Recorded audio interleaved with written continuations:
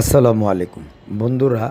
আজকে বন্ধু আতাউর রহমান শাহীন এবং আবুল কালাম আজাদকে নিয়ে ব্রাহ্মণবাড়িয়া জেলার কসবা উপজেলার স্বাধীনতা সংগ্রামের ঐতিহ্যগাথা।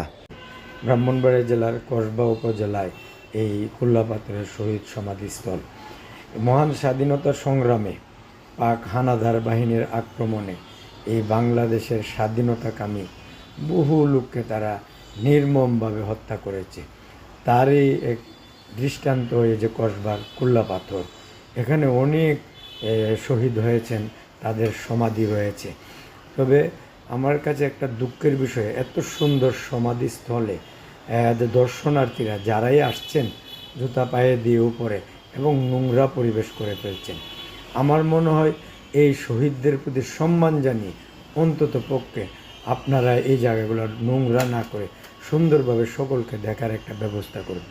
আর আমার মনে হয় এই কুল্লাপাথর দর্শনার্থীদের জন্য এখানে একটা টিকিটের ব্যবস্থা করা হলে হয়তো বা এটা আরও পরিষ্কার পরিচ্ছন্ন থাকতো, শৃঙ্খলার ভিতরে থাকতো।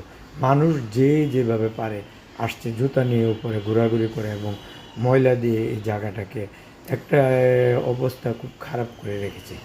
এই জন্যই আমি বলবো, যারাই আসবেন এই শহীদ সমাধিস্থলে অন্ততপক্ষে শহীদদের প্রতি সম্মান জানিয়ে আপনারা এই জায়গাটুকু পরিষ্কার রাখার চেষ্টা করবেন।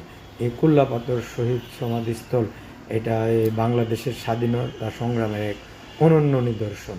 আর এটার পাশে দিয়েও দেখেন যে জায়গাগুলা, এগুলাও অনেক সময় নোংরা করে রেখেছেন।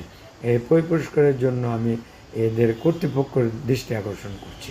ধন্যবাদ আপনাদেরকে।